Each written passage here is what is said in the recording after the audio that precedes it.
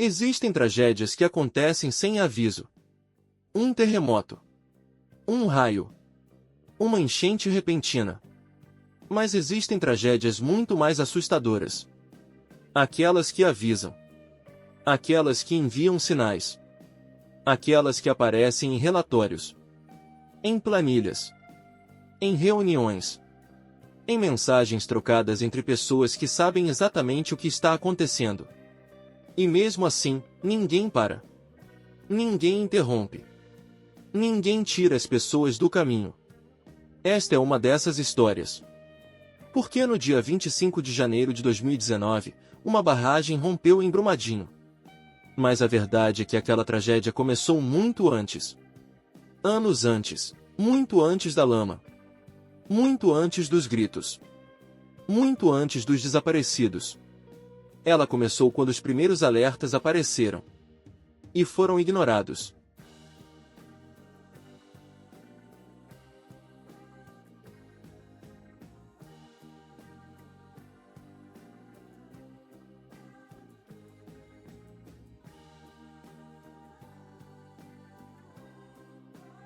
O dia amanheceu bonito em Brumadinho. O céu estava limpo. O calor típico do verão mineiro já começava a aparecer. Centenas de trabalhadores chegaram para mais um turno. Motoristas, mecânicos, engenheiros, funcionários administrativos, terceirizados, gente comum, pessoas que tinham contas para pagar, filhos para criar, sonhos para realizar. Entre elas estava Rosária. Ela já havia feito aquele caminho centenas de vezes. Nada parecia diferente. Nada parecia estranho. Era apenas mais uma sexta-feira. Mais um dia antes do fim de semana. Mais um almoço com colegas. Mais uma rotina repetida, mas aquela rotina estava prestes a acabar para sempre.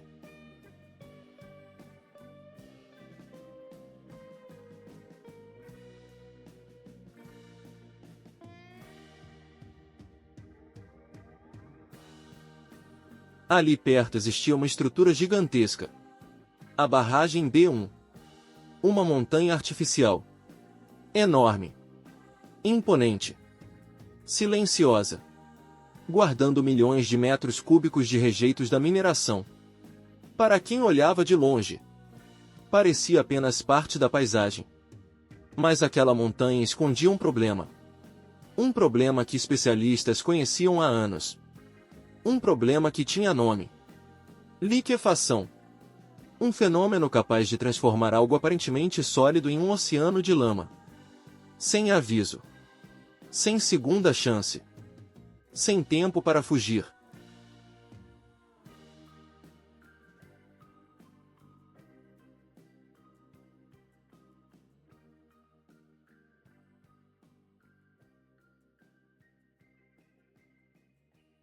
Enquanto os trabalhadores seguiam suas vidas, outras pessoas observavam números, planilhas, laudos, relatórios, indicadores, em reuniões fechadas, longe do refeitório, longe das máquinas, longe dos trabalhadores.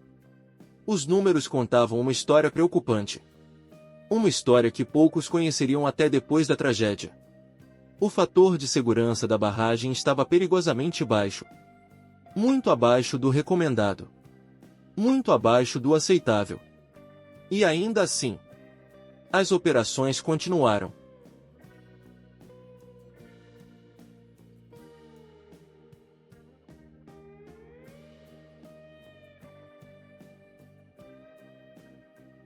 Os alertas não apareceram apenas uma vez.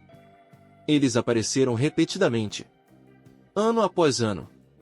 Relatório após relatório. Mensagem após mensagem. Especialistas apontavam riscos.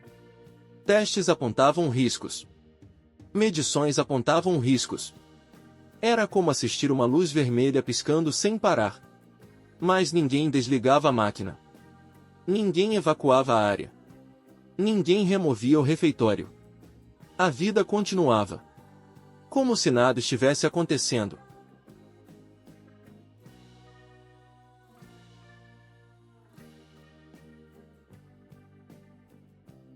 O relógio marcava 12h28. O refeitório estava cheio. Pratos servidos. Conversas. Risadas.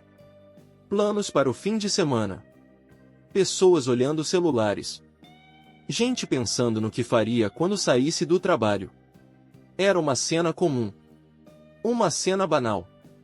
Uma cena que acontecia todos os dias. Então veio o primeiro som. Um estrondo. Seco. Violento. Inesperado. Alguns olharam para cima. Outros nem perceberam. Segundos depois veio o segundo. Muito mais forte. Muito mais profundo. E então, tudo começou.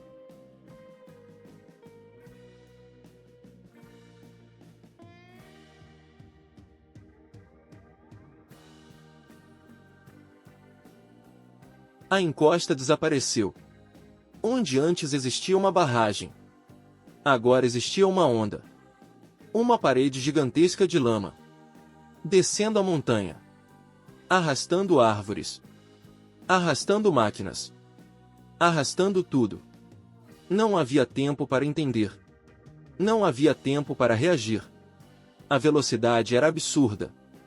Mais de 100 km/h. A natureza parecia ter sido substituída por um tsunami de terra.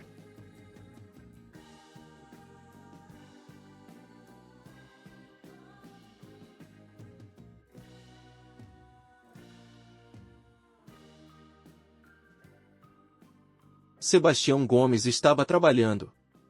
Era apenas mais uma tarefa de rotina. Nada extraordinário. Nada diferente.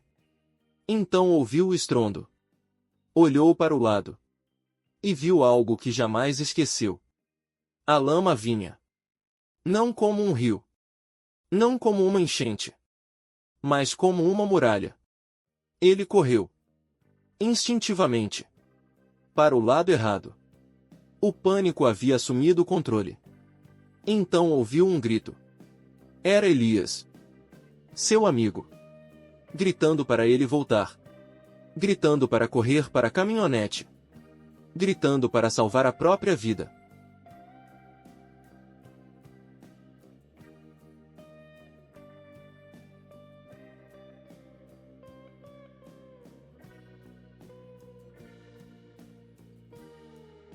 Sebastião virou. Correu. Tropeçou. Caiu. Se levantou. Correu novamente. A lama estava cada vez mais perto. Cada passo parecia durar uma eternidade. Cada metro parecia impossível. Ele alcançou a caminhonete. Entrou. Fechou a porta. E então a onda chegou.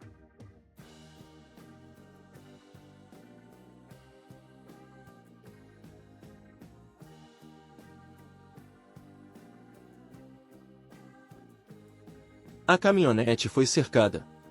Engolida. Coberta. Sebastião acreditou que fosse morrer. Fechou os olhos. Rezou. Pediu perdão. Esperou o fim. Mas o fim não veio. Contra toda a lógica.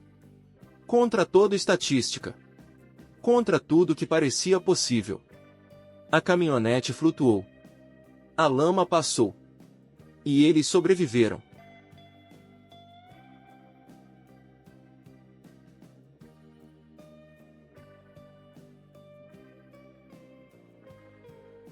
Mesmo vivos, eles voltaram. Porque alguém precisava de ajuda. Foi quando encontraram Leandro. Preso. Quase soterrado. A lama já alcançava seu pescoço. Eles poderiam ter ido embora. Mas não foram. Arriscaram tudo novamente. E conseguiram puxá-lo para fora. Mais uma vida salva. Em meio ao fim do mundo.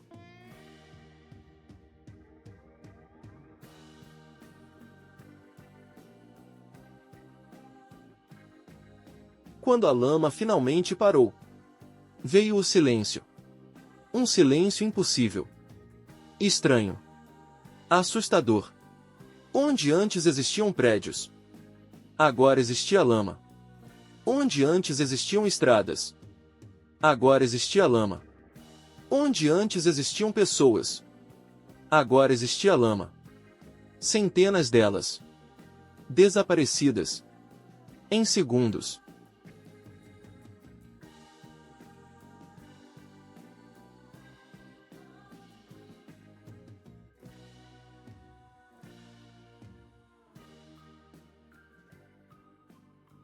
Enquanto equipes procuravam sobreviventes, mães procuravam filhos, filhos procuravam pais, esposas procuravam maridos, famílias inteiras aguardavam notícias. A mãe de Rosária esperava. Chamava pela filha. Esperava ouvir sua voz.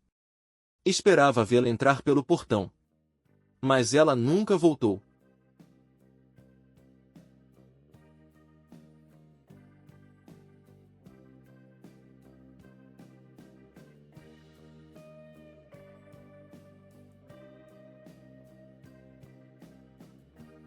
A tragédia não terminou na mina.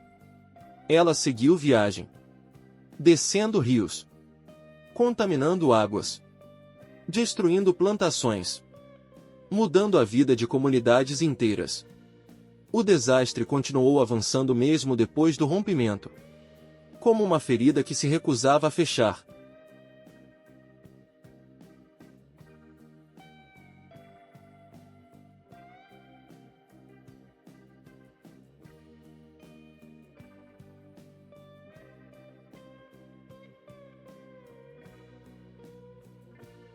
Com o passar dos meses, uma pergunta começou a crescer. Como isso aconteceu? Depois veio outra. Quem sabia? E depois a mais difícil de todas. Quem poderia ter evitado? Investigações começaram. Relatórios apareceram. Mensagens vieram à tona. E pouco a pouco surgiu uma conclusão perturbadora. Os alertas existiam.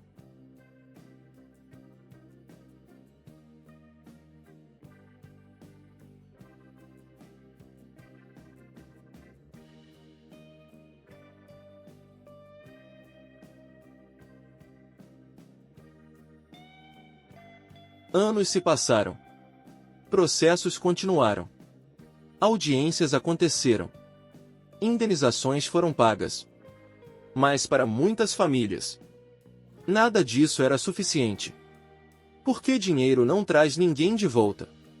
Dinheiro não devolve um abraço. Dinheiro não devolve uma filha. Dinheiro não devolve um pai. O que elas buscavam era outra coisa.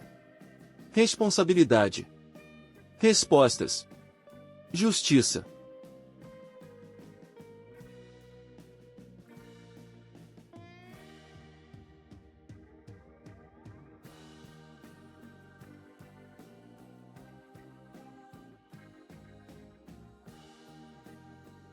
Hoje existe um memorial.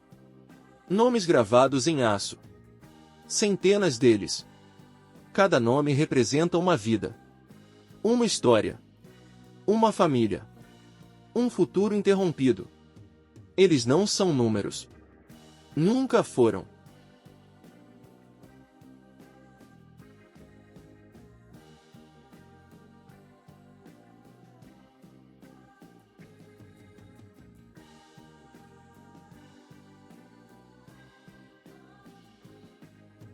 A lama secou. A paisagem mudou. Os anos passaram. Mas algumas feridas continuam abertas. Porque Brumadinho não foi apenas um desastre ambiental. Não foi apenas uma falha de engenharia. Foi uma tragédia humana. Uma tragédia construída lentamente. Por decisões. Por omissões. Por alertas ignorados. E talvez a pergunta mais importante seja justamente essa: quantos avisos uma sociedade precisa receber antes de decidir agir? Porque em Brumadinho, os avisos existiam. E quando a barragem finalmente rompeu, foram necessários menos de 90 segundos para destruir vidas que levaram décadas para serem construídas. E agora eu quero saber a sua opinião. Você acredita que essa tragédia poderia ter sido evitada? Ou acha que algo assim era inevitável? Deixe sua resposta nos comentários. Eu sou o Eco. E lembre-se, a realidade conta as melhores histórias. Até o próximo fato.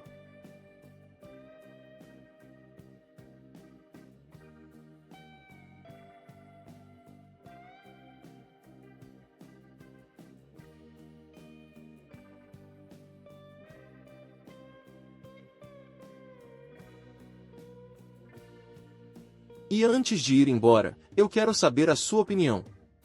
Você acha que essa história poderia ter terminado de outra forma? Ou acredita que o que aconteceu era inevitável? Deixe sua resposta nos comentários. Eu leio praticamente todos eles. Se você gosta de histórias reais, mistérios, desastres, acontecimentos inexplicáveis e fatos que parecem ficção, inscreva-se no canal. E não esqueça de deixar o seu like. Pode parecer um gesto pequeno, mas é isso que ajuda o Eco dos Fatos a continuar encontrando novas histórias para contar. E lembre-se, a realidade conta as melhores histórias. Até o próximo fato.